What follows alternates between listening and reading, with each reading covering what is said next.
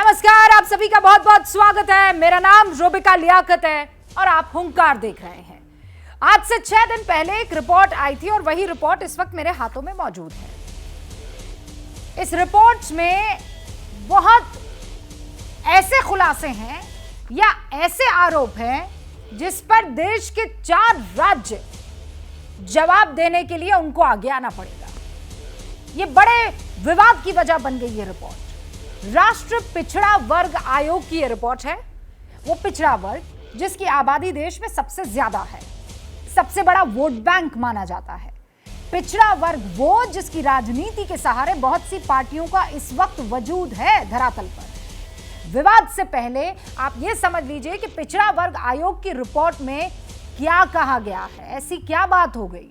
दरअसल रिपोर्ट में 4 राज्य यानी कि पश्चिम बंगाल, बिहार, राजस्थान और पंजाब, इनमें ओबीसी के आरक्षण को लेकर सवाल उठाए गए हैं। बंगाल में जहां ओबीसी आरक्षण के नाम पर तुष्टीकरण का आरोप लगा है, बिहार में 30 साल तक नॉन क्रीमी लेयर के सर्टिफिकेट बनाने में या बनवाने में गड़बड़ी की बात सामने आई है। राजस्थान में सर्टिफिकेट वही वाला नॉन क्रीमी लेयर वाला सर्टिफिकेट बनवाने में गड़बड़ी की बात आई है। पंजाब में ओबीसी को कम रिजर्वेशन की बात कही गई है।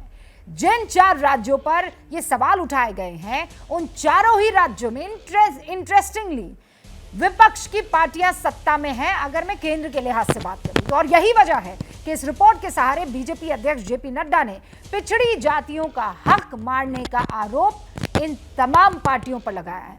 क्या वाकई ओबीसी के हितों का झंडा बुलंद करने वाली पार्टियां उनके आरक्षण का हक मार रही है? क्या ओबीसी आरक्षण के नाम पर तुष्टीकरण हो रहा है? और यह भी सवाल कि क्या 2024 के लिए ओबीसी के नाम पर यह राजनीति की जा रही है? आज इन्हीं सवालों पर हुंकार भरे, लेकिन उससे पहले यह वार पलटवार।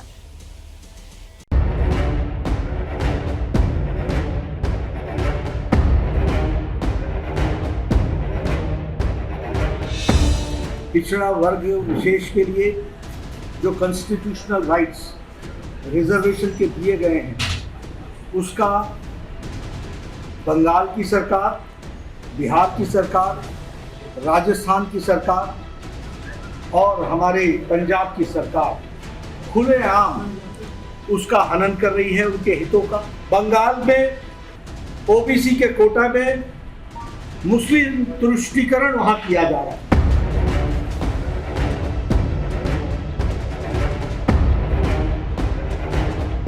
संवैधानिक संस्थाओं का राजनीति की दृष्टि से उपयोग किया जाना अत्यंत दुर्भाग्यपूर्ण है और इस आयोग की रिपोर्ट से भी बिल्कुल साफ है कि तथ्यों को तोड़ मरोड़ करके प्रस्तुत किया गया है। नड्डा जी को भय है कि देश के स्तर पर जितने समान विचारधारा वाले दलों का जो एक मजबूत बंधन सामने आया है, इनकी 2024 में बाट लगने का है। जहां जहां कांग्रेस और उनके तथाकथित सहयोगियों की सरकारें हैं, वहां वहां ओबीसी समाज के साथ जो भेदभावपूर्ण नीति अपनाई जा रही है, वो काफी दुर्भाग्यपूर्ण है। पंजाब में केवल 12% ही आरक्षण दिया जा रहा है। पश्चिम बंगाल की सरकार ओबीसी समाज के आरक्षण को मुस्लिम समाज के आरक्षण में परिवर्तित करने जा रही है। ये भाजपा जो है और जहां जहां इनका शासन है, दलितों को, पिछड़ों को, समाज के शोषित और वंचित लोगों को इस देश का नागरिक भी नहीं माना जाता। उनके साथ ऐसा भेदभाव किया जाता है जैसे वो आज भी अछूत हैं। भाजपाइयों ने खा लिया आरक्षण। हम जब कहते हैं कि आप जातिगत मतगणना करा लो, तो आपकी चुप्पी सच जाती है, आपका मुंह नहीं खुलता डर के मारे, क्योंकि आप बैकवर्ड विरोधी हो। आप नहीं चाहते उनको उनका हक मिले और भाषण लंबे लंबे कि यहाँ ये हो रहा है, वहाँ वो हो रहा है।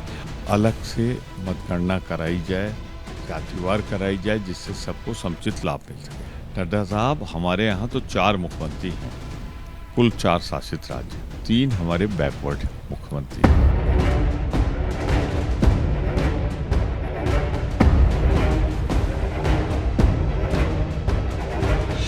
जो उनको ओबीसी के कोटा में जो आरक्षण मिल रहा है, उसमें वो सेंध लगा रहे हैं और इनके हाथी के दांत दिखाने के और हैं और खाने के और।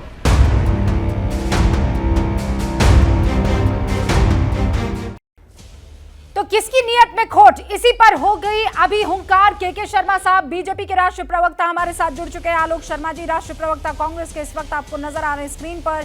चितरंजन गगन साहब आरजेडी के राष्ट्रीय प्रवक्ता हैं। धीरेन्द्र कुमार जो कि एलजेपी रामविलास वाली जो पार्टी है उनके राष्ट्रीय प्रवक्ता हमारे साथ जुड़ चुके हैं। मानव जायसवाल आपको स्क्रीन पर नजर आ रहे हैं, तृणमूल कांग्रेस के राष्ट्रीय प्रवक्ता हैं। और हर्षवर्धन त्रिपाठी जी वरिष्ठ पत्रकार हैं। आलोक जी, आरोप लग रहा है उन तमाम गैर बीजेपी शासित राज्यों पर, उसमें राजस्थान के राज्य से भी खबर आई है कि नॉन क्रीमी लेयर ओबीसी प्रमाण पत्र बनवाने में बड़ी दिक्कत होती थी और जब बनवाते थे तो 8 लाख का जो वो सर कैप था उसमें पिता, भाई और बाकी तमाम लोगों की जो संपत्ति है या जो कमाई है वो ऐड करने से वो क्रीमी लेयर वाला सर्टिफिकेट नहीं बनता था। ये किसी और की रिपोर्ट नहीं सर, ये राष्ट्रीय पिछड़ा वर्ग आयोग की रिपोर्ट है। आपका जवाब? देखिए, मुझे लगता है कि बहुत ही अनस्पेसिफिक आंसर है ये कि वहां पर दिक्कत आती। हो सकता है कुछ केसेस में इस तरह की दिक्कत आई हो। और जहां तक बात है कि राज्य के जो पिछड़ा आयोग हैं या राजस्थान की सरकार है वो स्वयं इस पर जवाब देगी कि पॉलिटिकल सवाल नहीं है।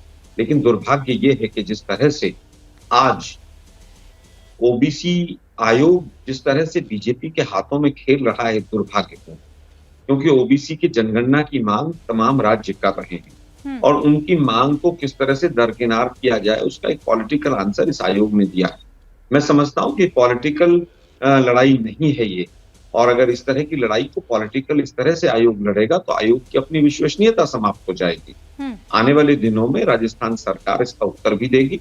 और अगर कोई कहीं पर स्पेसिफिक केस होगा तो उसका निर्णय भी लिया जाएगा। कुछ स्पेसिफिक केसेस हैं कि दिक्कत नहीं। आलोक जी, मैं ना इसी बिंदु पर थोड़ा सा सबसे ओपनिंग रिमार्क ले लेती हूँ, फिर हम डिबेट कर लेंगे। आप ये कह रहे हैं कि ये दिक्कतें थी जो अगर आई हैं तो उन्हें दुरुस्त कर दिया गया। के शर्मा जी, सुना आपने? वो ये कह रहे हैं कि मान लीजिए पूरे कुटुंब की आय जोड़ी जा रही थी, माता पिता के साथ भाई और बहनों की भी आय जोड़ी जा रही थी, कई जगह पर अगर ऐसा हुआ है तो वो दिक्कतें ठीक कर दी गई, लेकिन इसका राजनीतिकरण गलत है।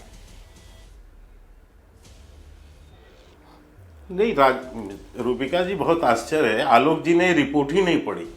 यदि ये रिपोर्ट वो पढ़ लिए होते तो शायद उनको ये जानकारी होती कि इनकी राज्य सरकार ने यह माना है कि ये गलती हम कर रहे थे और 7 जिलों के ओबीसी समाज के लोगों को, 7 जिले के लोगों को इसका आरक्षण का लाभ नहीं मिला है इनके शासन में। उसमें ये तो स्वीकार रहे हैं इनके यहां ऑलरेडी ही, क्योंकि ये गलती जानबूझ के इनके यहां की गई है। इनको पहले भी बताया गया है कि आप जो है क्रीमी लेयर बनाते समय उनके परिवार के कुटुंब के आय को नहीं जोड़ेंगे।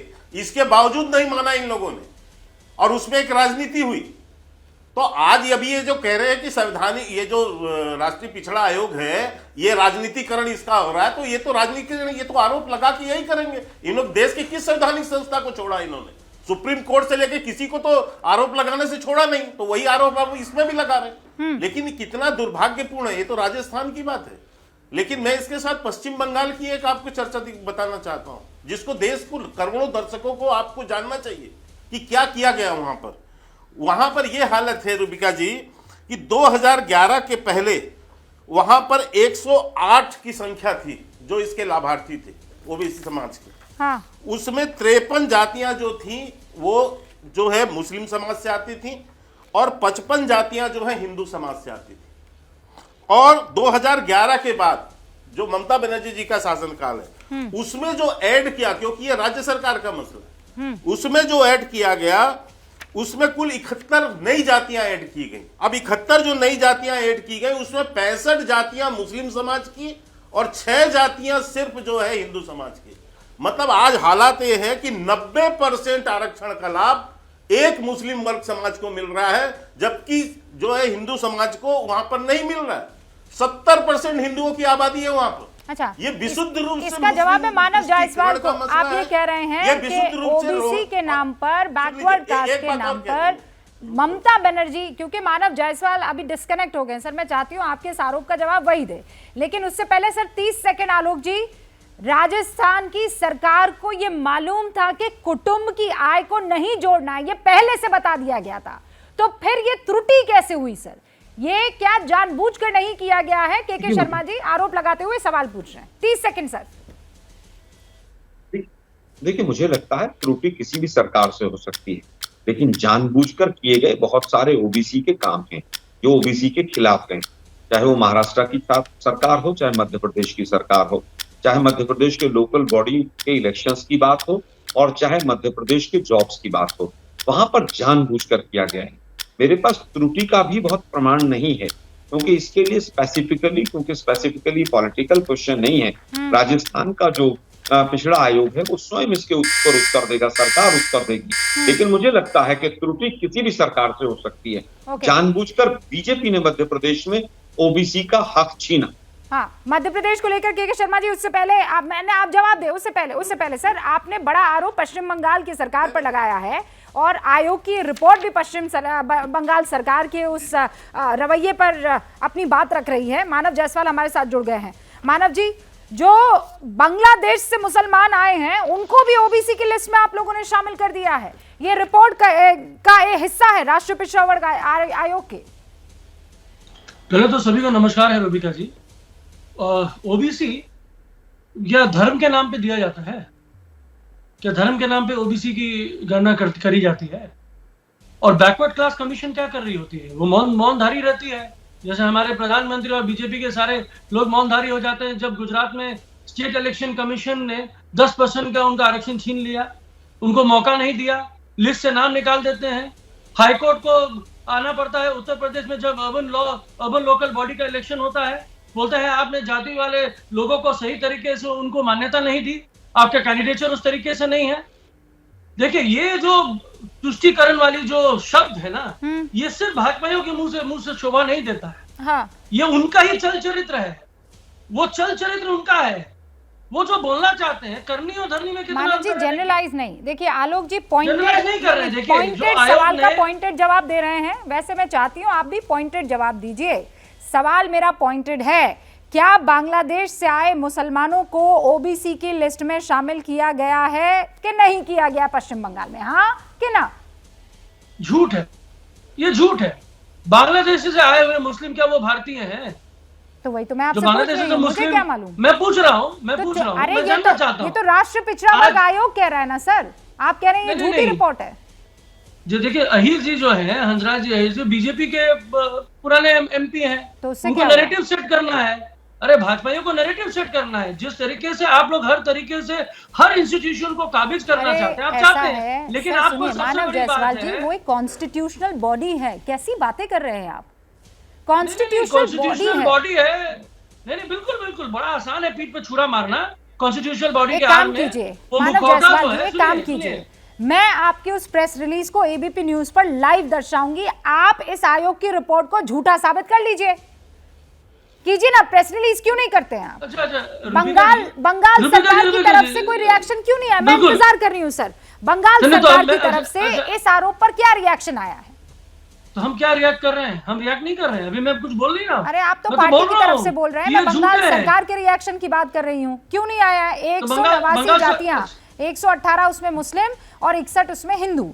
फिर ये कहा जा रहा है कि कुरैशी मुसलमान जो हैं उनको आपने स्टेट लिस्ट में तो जगह नहीं दी, लेकिन आप सेंटर को खत लिख रहे हैं और कह रहे हैं कि इन लोगों को आप सेंटर वाली लिस्ट में जगह दे दीजिए। क्यों, क्या वजह, चल क्या रहा है पश्चिम बंगाल में? नहीं, चलना क्या है भाई? जो ओबीसी है, जो बैकवर्ड क्लासेस है, उनको जगह देना चाहिए। अगर सेंटर को लगता है कि नहीं जगह दे, खारिज कर दीजिए। अरे इसके लिए तो हमारा कॉन्स्टिट्यूशन है, हमारा संविधान खारिज किया है। आज बैकवर्ड एक मिनट क्या जो मुस्लिम है या कोई भी है जो ओबीसी है, क्या उसको हक नहीं है सरकार को चिट्ठी लिखने का? सरकार उनके पक्ष में बात नहीं करना चाहिए? अरे बिल्कुल हक है, पहले आप तो फुलफिल कीजिए ना। आप लेंगे नहीं अपनी लिस्ट में, लेकिन सरकार के पाले में गेंद डालेंगे। ये क्या बात हुई सर? नहीं रूबिका जी जनरलाइज मत कीजिए। नहीं पॉइंट टू पॉइंट बात कर, मैं एकदम पॉइंट टू पॉइंट बात कर रही हूँ। मैं कुरैशी मुसलमानों का जिक्र कर रही हूँ। आपने अपनी लिस्ट में कुरैशी मुसलमानों को जगह क्यों नहीं दी? आप सेंटर को क्यों चिट्ठी लिख रहे हैं कि कुरैशी मुसलमानों को आप अपनी लिस्ट में शामिल कीजिए? व्हाई आर यू नॉट यहाँ? आप क्यों इंक्लूड नहीं कर रहे उन्हें अपनी लिस्ट में? देखिए, आप इसको छोटे से परिप्रेक्ष्य में देखिए, ज्यादा बड़ा सोचने की बात नहीं है। बहुत सारे लिस्ट में हम लोगों ने नाम दिए, जो सेंट्रल ने उसको खारिज कर दिया। इतने सारे एम्प्लॉइज हैं जिनको एम्प्लॉयमेंट मिला है, हमारे हिंदू भाई भी है उसमें, और इन्होंने उनके लिस्ट में नाम हटा दिया। सर आप आज इधर उनके क्यों ऊपर इधर उधर इंस्पेक्शन क्यों चल रहा है। नहीं, आप मेरे इधर सवाल उधर का बात जवाब नहीं है, नहीं दे देखिए रहे सुनिए। हैं। आपने कहा पॉइंटेड बात करेंगे रोबिका जी, तो सीधी बात कीजिए ना, आपने कुरैशी मुसलमानों को अपनी लिस्ट में जगह क्यों नहीं दी, पहला सवाल। दूसरा, और ये हिंदुस्तानी कुरैशी मुसलमान है। दूसरा, बांग्लादेश से आए मुसलमानों को आपने ओबीसी में क्यों शामिल किया है, जो कि बांग्लादेशी है, हिंदुस्तानी नहीं है। आपने हिंदुस्तानी कुरैशी मुसलमानों का हक क्यों मारा है? आयोग की रिपोर्ट के आधार पर मैं आपसे सवाल कर रही हूँ, आप जवाब दीजिए। आपकी आयोग की रिपोर्ट, हमारी आयोग की रिपोर्ट बायस्ड है। भाजपाइयों आप कह रहे हैं झूठ है, बायस्ड है। के शर्मा जी 30 सेकंड, झूठ है, बायस्ड है, मानव जायसवाल कह रहे हैं। मैं देखिए, इनको इनका जो है चोरी सीधे सीधे पकड़ी गई है, इसलिए अब ये बौखलाहट में है। देखिए, राज्य जो आरक्षण का इशू है उसको देने का अधिकार राज्य को है, उसमें जिन जातियों को जोड़ना है राज्य को जोड़ना है। और यही तो मैं पूछ रहा हूं कि 2011 के बाद से, जब से ममता बनर्जी की सरकार है, आपको 70% आबादी से मात्र 6% लोग मिलते हैं और बाकी जो है 30% आबादी से 90% लोग आरक्षण के हकदार मिल जाते हैं। ये सीधा सीधा तुष्टीकरण नहीं, और ऊपर से आपने जवाब दिया है इस रिपोर्ट में कि हाँ हमने दिया है, लेकिन हमने दिया है, ये कह रहे हैं, वो स्वीकार भी सवाल का जवाब दीजिए। ये बहुत इंटरेस्टिंग नहीं है। मानव जायसवाल एक सेकंड रुक जाइए कि जो 4 राज्य हैं, जिसमें एक तो चित्रंजन जी जहां से आते हैं, चित्रंजन जी, वो भी नॉन बीजेपी शासित राज्य है। आलोक जी की पार्टी राजस्थान में है, वो भी नॉन बीजेपी शासित राज्य है।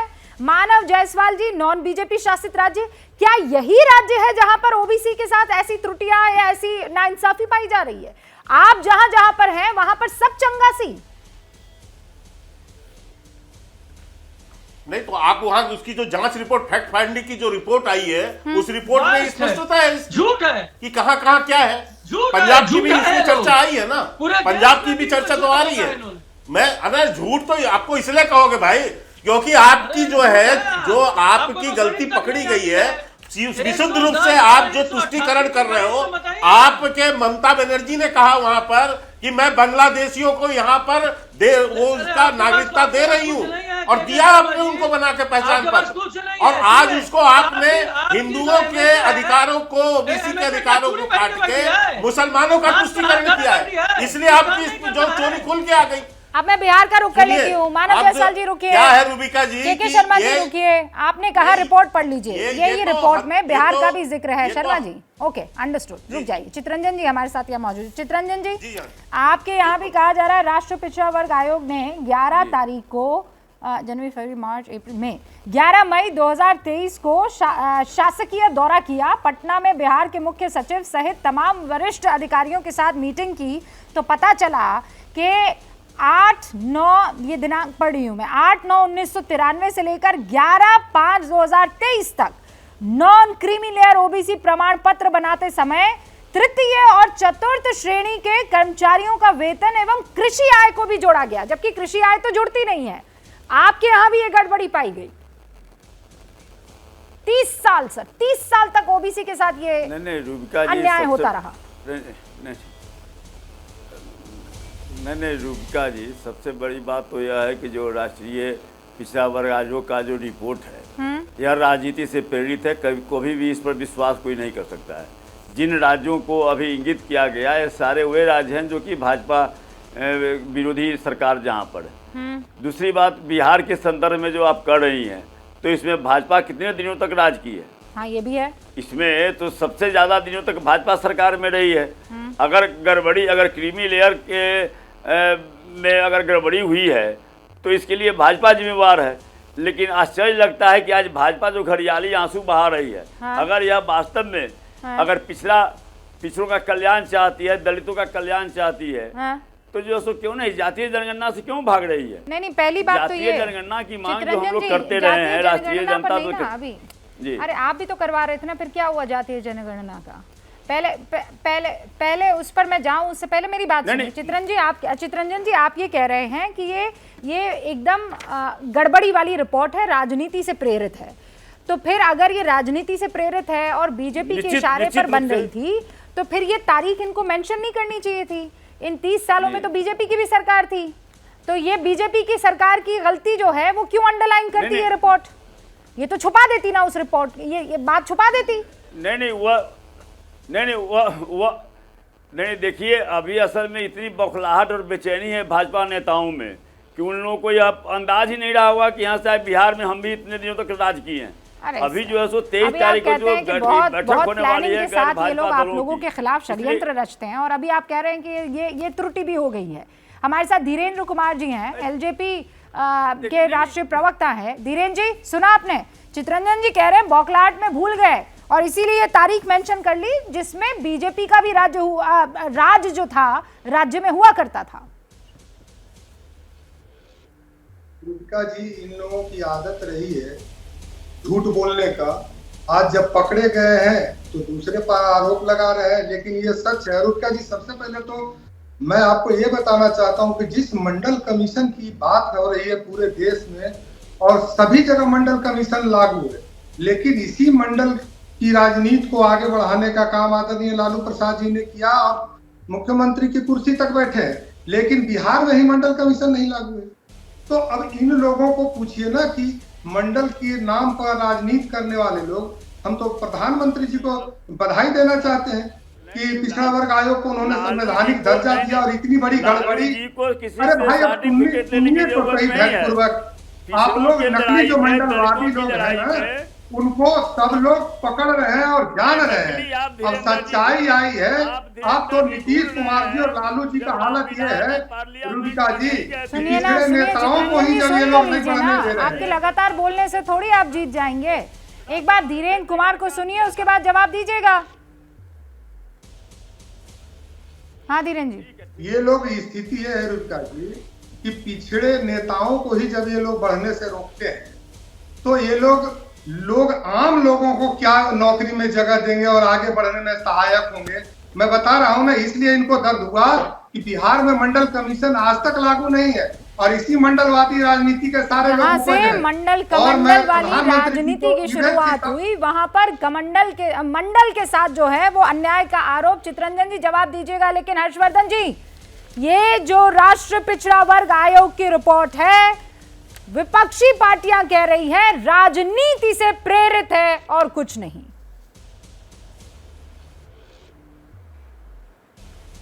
रूबिका, अगर ये राजनीति से प्रेरित है तो भी मुझे लगता है कि बहुत गंभीर चिंता की बात है। इस देश में पिछड़ों की राजनीति को लेकर जाने कितनी बार, और इस देश में मंडल कमीशन बना, लेकिन उसके बावजूद पिछड़ा वर्ग आयोग जैसी संस्था का जो काम होना चाहिए था, इसका मतलब वो बरसों से नहीं हुआ।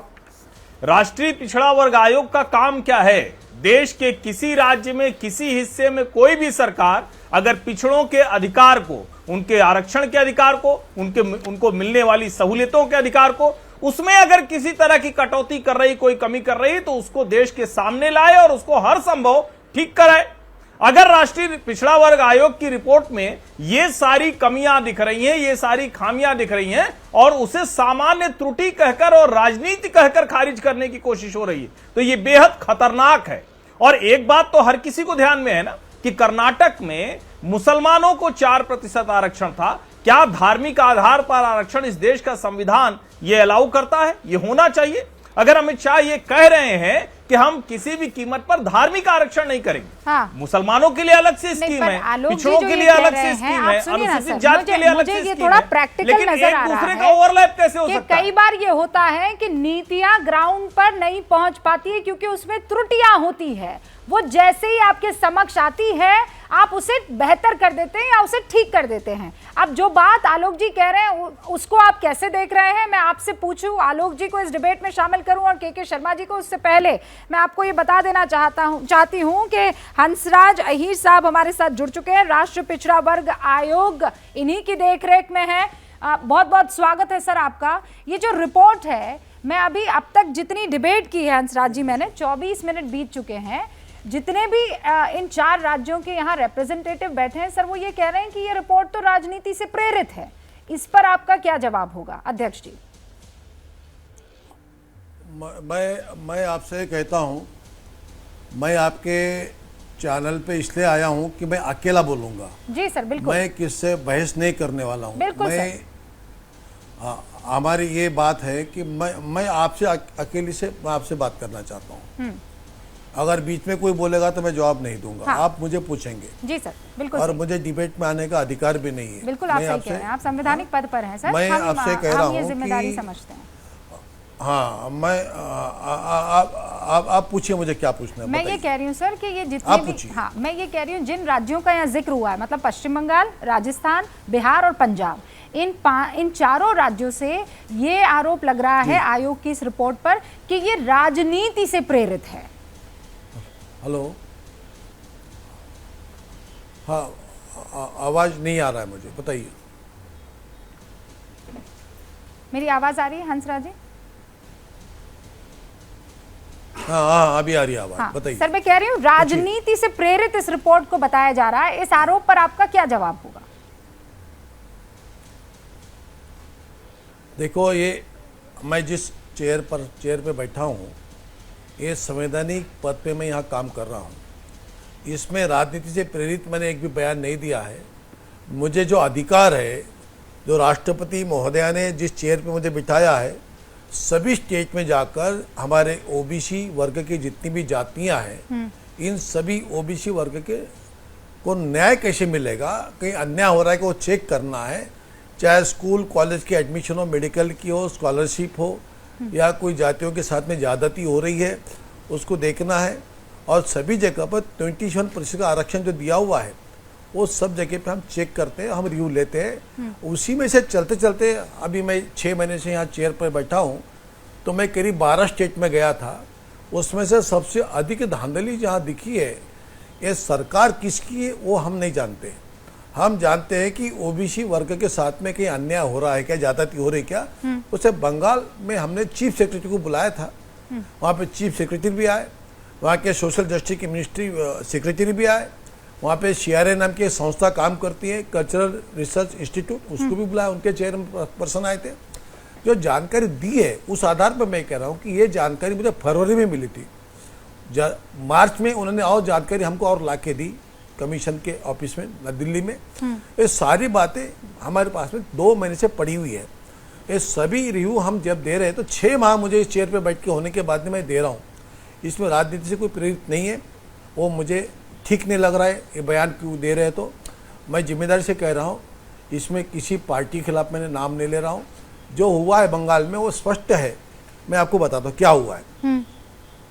2009 तक वहाँ पर ओबीसी की जातियाँ थी, उसमें सिर्फ 12 जातियाँ मुस्लिमों की थी 2009 तक। फिर 2009 के बाद में जिस तरीके से काम हुआ है, 2009 के पहले वहाँ पे 66 जातियाँ हैं ओबीसी में, और वहाँ 12 जाति मुस्लिमों की थी। उसके बाद में 2009 से 10 तक इसमें 41 जातियाँ मुस्लिमों की ऐड हो गई है। ये संख्या बढ़ गई, 12 से 53 हो गई है। मुस्लिम 41 आ गए, बढ़ गए। और इस तरीके से यहाँ पे इनबैलेंस हुआ। इसके बाद में और 2011 से लेके तो अभी तक इसमें और से 66 जातियाँ मुस्लिम भाइयों की मिला दी गई है। अब वो 12 से पहले 53 हुई, अब 53 से अब हो गई 118। ऐसा लगा कि यहाँ कहीं ना कहीं वहाँ ज़्यादती हुई है। और हिंदुओं की जो जातियाँ हैं ओबीसी की, वो 61 है सिर्फ अभी तक। तो जिस तरीके से वहाँ काम हुआ है, वहाँ के कमीशन काम कर रहा होगा या कल्चरल रिसर्च इंस्टीट्यूट काम कर रहा होगा, किसके निर्देश पे कर रहा मैं नहीं कह रहा हूँ। जो फिगर मेरे पास में राज्य सरकार से आई हुई है वही मैं आपको बता रहा हूँ। अब इसमें आप अनुमान लगाइए कि पूरे हिंदुस्तान में जितने भी स्टेट है, किसी भी स्टेट में ऐसा नहीं है कि जहाँ हिंदू बहुल स्टेट है और हिंदू बहुल स्टेट में मुस्लिम जातियाँ ज़्यादा कहाँ से आ गई है। ये बात सभी को प्रश्न पड़ा हुआ है, आज पूरे देश में फैल गया विषय। हाँ। ये जो सामने बात हमारे सामने आई वो हमने रखी है सामने, इसमें राजनीति कहाँ से आ रही है बताइए। हाँ। हंसराज जी, आपने कहा बिल्कुल राजनीति नहीं है। हाँ, आपने 2009 से लेकर 2023 तक का जिक्र किया है। 12 जातियों से लेकर वो 66 मुस्लिम जातियों तक पहुंच गई ओबीसी में, आप बता रहे हैं। ये CRI की एक रिपोर्ट मेरे सामने है जिसमें ये कहा गया कि पश्चिम बंगाल में बड़े पैमाने पर हिंदू लोग मुस्लिम बने हैं और सिर्फ यही नहीं, बांग्लादेश से मुसलमान जो आए हैं वो भी ओबीसी की लिस्ट में शामिल है। क्या आपकी टीम को इस बारे में भी जानकारी हासिल हुई है? ये झूठ है, ये आरोप लगा रहे हैं वहां पश्चिम बंगाल की सरकार चलाने वाले लोग। देखियो, मैं जिम्मेदारी से बात कर रहा हूं। मुझे फरवरी में जब वहाँ बयान दिया गया तो मैंने पूछा कि भाई ये मैं जहाँ बैठा हूँ ये पश्चिम बंगाल है या बांग्लादेश है, सीधा पूछा। और उन्होंने क्या कहा कि नहीं, बोले ये जातियाँ इसलिए बढ़ गई है। क्यों बढ़ी है? कि यहाँ हिंदू लोगों ने मुस्लिम धर्म में उसका धर्मांतर हुआ है, कन्वर्जन हुआ है। तो हमने ये पूछा कि भाई ठीक है, आपके पास में ये रिपोर्ट है तो हमको भेज देना।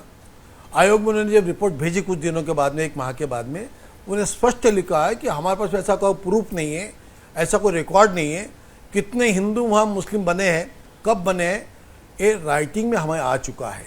राइटिंग में एक बात तो वो है। इसलिए ये जो बातें, दूसरी बात एक है, अगर हिंदू अगर मुस्लिम बनता है तो ओबीसी कैसे बनेगा? आप बात बताइए कि एक खाना ठाकुर जाति का है या ब्राह्मण जाति का है, वो हिंदू है, वो ओबीसी, वो मुस्लिम बनता है, ओबीसी बन जाता है क्या? नहीं बनता है। इसलिए ये बयान भी उनके झूठे हैं। लेकिन कन्वर्जन हुआ है, ये आयोग ने बताया हुआ है। कन्वर्जन नहीं हुआ है ऐसा नहीं, हुआ है। क्यों हुआ है वो सरकार देखेगी, वो संगठन हिंदू संगठन देखेंगे। मैं आयोग का आदमी हूँ, आयोग का चेयरपर्सन हूँ। मुझे असली ओबीसी के अधिकार अगर कोई छीन रहे हैं तो मैं आंखें मूंद के नहीं बैठ सकता हूँ, वो चाहे मुस्लिम हो, चाहे हिंदू हो या ईसाई हो।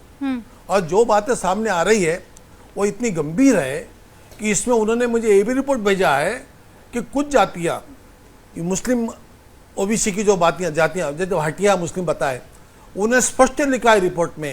ये रिपोर्ट हमें राज्य सरकार ने भेजी है, उसमें लिखा है कि CRI जो उनकी संस्था है, कल्चर रिसर्च इंस्टीट्यूट, और वहाँ का NCVC चेयरपर्सन जो लिखता है, क्या लिखता है कि कुछ जातियाँ बांग्लादेश से रूट बांग्लादेश से आता है। अब बताइए मेरे को। और दूसरी बात एक है कि ये कौन दावा करेगा कि उसमें बांग्लादेशी नहीं है, और कौन दावा करता है कि उसमें रोहिंग्या नहीं है? क्यों? तो इतनी जातियाँ उसमें भर दी है कि ऐसा लगता है कि बहुत से लोग घुस गए, विदेशी लोग उसमें आ गए होंगे। तो हमें विदेशी लोग, मुस्लिम, ये विषय हमारे पास में नहीं है। हमारे पास में विषय है असली ओबीसी का अधिकार छीना गया, ये स्पष्ट हो रहा है सर। अब इसमें और मुझे देश में मुस्लिम भाई भी ओबीसी में आते हैं। एब्सोल्युटली, मैं वही जानना चाह रही हूँ। क्या आपने ऐसा पाया पश्चिम बंगाल में कि जो हिंदुस्तानी मुसलमान हैं उनका हक कहीं मारा जा रहा है क्योंकि बांग्लादेशी मुसलमानों को ओबीसी की लिस्ट में शामिल कर दिया है? देखिए, वहाँ इतना बड़ा अधिकार मारा जा रहा है। अब मेडिकल कॉलेज की बात मैं कर रहा हूँ। मेडिकल में जो ओबीसी के लिए सीटें हैं, 3,351 सीटें वहाँ पे ओबीसी की देनी है मेडिकल कॉलेज की। उसमें से 457 और 267 ऐसी कुल मिला के ओबीसी में देना है। ठीक है, अब बताइए इन्होंने क्या किया है। अब एक नया मामला आपको बता देता हूँ कि इसमें ओबीसी में 2 कैटेगरी की है, 2 कैटेगरी, ए और बी। ए को मोर बैकवर्ड और बी को बैकवर्ड। जहाँ पर मोस्ट बैकवर्ड की जो बात यूज कर रहे हो, उनमें देखिए टोटल जातियाँ 81 है मोर बैकवर्ड में। वो 81 में 73 जातियाँ मुस्लिम ओबीसी है और 8 जातियाँ हिंदू ओबीसी की है। और जो बैकवर्ड है उसमें 98 जातियाँ हैं, उसमें 43 जातियाँ मुस्लिमों की है, 45 और 53 जातियाँ हिंदुओं की है। अब यहाँ मेडिकल कॉलेज में भी एडमिशन देना है बच्चों को, तो 457 में से 400 बच्चे वहाँ पे मुस्लिम ओबीसी के मेडिकल कॉलेज में एडमिट हो गए, एडमिशन मिली है, और बाकी इधर में बराबरी के आ गए बी में 267 में। अब बताइए जिस तरीके से यहाँ पर हिंदू ओबीसी के साथ में छल हो रहा है, जो असली ओबीसी है, और इसमें यह मैं दावा कर सकता हूँ कि जो 400 ओबीसी के नाम से जो मुस्लिम भाइयों को वहाँ पे एडमिशन मिली है, उसमें बांग्लादेशी नहीं है, रोहिंग्या नहीं है। ये सरकार ने जांच करनी चाहिए, सरकार ने जांच करनी चाहिए। क्योंकि उन्होंने हर जगह पे इतनी संख्या बढ़ा दी है कि उनके बीच में डिफरेंशिएट करना जो है मुश्किल हो गया है, और ये सरकार को जांच करनी चाहिए। अब मेरा आखिरी सवाल सर, वो ये है कि क्या आपको ये त्रुटियां, नीतियों में गड़बड़ी सिर्फ और सिर्फ नॉन बीजेपी शासित राज्यों में ही मिली, या फिर बीजेपी शासित राज्यों में भी ओबीसी के अधिकारों का हनन या उनके साथ अन्याय हो रहा था? देखिए, इतना गंभीर मामला हमने देखा है, ये हमने तेलंगाना पे आरोप नहीं लगाया अभी तक, हमने राजस्थान पे इतना गंभीर आरोप नहीं लगाया, हमने पंजाब पे इतना गंभीर आरोप नहीं लगाया है, लेकिन जहां इतनी बड़ी गलती हो गई है तो हम क्यों छोड़ेंगे? वो वहाँ किसका शासन चल रहा है ये हमने नहीं देखा। ऑन पेपर एक एक बात हम सही कह रहे हैं, यहाँ पर ज्यादती हुई है, अति ज्यादती हुई है, और यहाँ पर असली हिंदू ओबीसी का अधिकार छीना गया है, इसलिए मामला सामने आ रहा है। और कई राज्यों में कुछ गलतियाँ, मैं बताता हूँ कैसी गलतियाँ हैं। कई राज्यों में क्या हो रहा है कि ओबीसी के नॉन क्रिमिनल की सर्टिफिकेट में धांधली है। कुछ राज्यों में क्या करते हैं कि वेजेस जो है सी क्लास बी क्लास के कर्मचारी होते हैं, उनका वेतन नहीं जोड़ा जाना चाहिए। कुछ राज्यों में जोड़ा गया है, उसे बीजेपी के कई रास्ते हमने दुरुस्त कर दिया, उन्होंने सुधार कर दिया है। ये गलती राजस्थान में हुई थी, ये गलती बिहार में हो रही है, अभी भी हो रही है। ये बातें ये कैसी है, ये दुरुस्त होने वाली बातें हैं। देखिए, ये ऐसी गलती है, इसको देखकर तो पूरा हिंदुस्तान घबरा गया है, कैसे हो रहा है, ऐसा है। इसलिए हम नहीं कर रहे कि बीजेपी शासित राज्य क्या गैर बीजेपी राज्य क्या, इसका आयोग से कोई संबंध नहीं है। ना आप ये कह रहे हैं, लेकिन सबसे ज्यादा जो त्रुटि और गंभीर परेशानी है वो पश्चिम बंगाल में आपको देखने को मिली है। बहुत बहुत शुक्रिया हंसराज अहीर साहब, हमें डिटेल में हर चीज बताने के लिए। और इस वक्त आप सुन रहे थे राष्ट्रीय पिछड़ा वर्ग आयोग के अध्यक्ष हंसराज अहीर को, जो डिटेल में हमें सारी चीजें बता रहे थे। आलोक जी, जो बात आप कह रहे थे वो बात यहाँ पर राष्ट्रीय पिछड़ा वर्ग आयोग के अध्यक्ष ने भी मानी है कि त्रुटियां थी, जैसे राजस्थान में थी, उसे दुरुस्त कर लिया गया है। देखिए, मुझे लगता है कि हंसराज अहीर जी का जो तमाम वक्तव्य है पूरी तरह से राजनीति से प्रेरित है। वो बार बार कह रहे हैं आयोग राजनीतिक संवैधानिक पद है। अरे भाई, संवैधानिक पदों पे तो गवर्नर भी बैठे रहे, जिन्होंने बैंकेट हॉल में सरकारें गिरा दी। गवर्नर्स ने तो जिस तरह से महाराष्ट्र में सुबह 7 बजे जिस तरह से शपथ दिलाई थी सीएम की, वो भी देखा है। इस रिपोर्ट के माध्यम से भी कैसे हिंदू मुस्लिम किया जाए वो इम्पोर्टेंट चीज नजर आ रही है। बांग्लादेशी और रोहिंग्या का मुद्दा तो हम 9 साल से सुन ही रहे हैं। कितने बांग्लादेशी और रोहिंग्या वापस गए हैं? 93 से 23 तक की रिपोर्ट की बात की बिहार की, उसमें मैक्सिमम टाइम इनकी सरकार थी। अब मैं राजस्थान में, अभी मैंने ब्रेक में वहां पर पता किया तो 13 से 18 जब सरकार इनकी बीजेपी की थी, वसुंधरा जी की, उस समय पर भी ये त्रुटि हुई है। किसी जिले में त्रुटि होना, उसको ये कहना कि जानबूझकर किया, गलत है। अब जानबूझकर जहां किया गया वो मैं बताता हूँ। केंद्र सरकार में ओबीसी SC ST के 74 लाख के करीब पद खाली पड़े, उनमें से कितने भरे गए? यूपी अकेले में ओबीसी के पद 5 लाख से ज्यादा खाली पड़े हुए। मध्य प्रदेश में लोकल बॉडी और जॉब्स में ओबीसी को जानबूझकर रिजर्वेशन नहीं दिया गया, और न्यायालय में इनकी बीजेपी की सरकार ने ओबीसी के विरोध में काम किया। यही चीज छत्तीसगढ़ में हुई। और हंसराज अहीर जी महाराष्ट्र से आते हैं। ये त्रुटि नहीं है, जानबूझकर किया गया काम है। के शर्मा जी, जवाब दीजिए इसका। जानबूझकर किया गया। नहीं, मुझे आश्चर्य इसलिए क्योंकि आलोक जी इस समय जो है जवाब देने की स्थिति में नहीं है। उनको लग रहा है कि किसी तरह इधर उधर की झूठ की बात करें। पहले रूबिका जी, मैं एक बात और कहना चाहता हूँ प्रमुखता से। 1993 में जो है पिछड़ा वर्ग आयोग बना, लेकिन उसे संवैधानिक दर्जा देने का काम इन लोगों ने कभी नहीं किया। सन 2018 में नरेंद्र मोदी जी के नेतृत्व की सरकार ने इस आयोग को संवैधानिक दर्जा दिया, जिसके कारण से रिपोर्ट्स आ रही हैं। और आप जानते हैं उस समय संसद का, यदि आप जानकारी करें, ये कांग्रेस से लेके आरजेडी से लेके सब लोगों ने संवैधानिक दर्जा दिए जाने का विरोध किया था। और इसीलिए किया था कि इस तरह की जो गड़बड़ी हम कर रहे हैं, ये जानकारी कभी बाहर ना आए। और जो हालात देखिए, इस समय बंगाल पे नहीं बोल पा रहे हैं और बोल भी नहीं पाएंगे। और मैं एक चीज और ऐड करता हूं साथ में, इन्हीं के प्रतिपक्ष के नेता अधीर रंजन चौधरी जो गला फाड़ फाड़ के चिल्ला रहे हैं कि हमारे कांग्रेसियों को गोली मारी जा रही है, वहां पर हम नामांकन नहीं भर पा रहे हैं, लेकिन एक शब्द कांग्रेस नहीं बोल पा रही है ममता बनर्जी की सरकार के विरुद्ध में।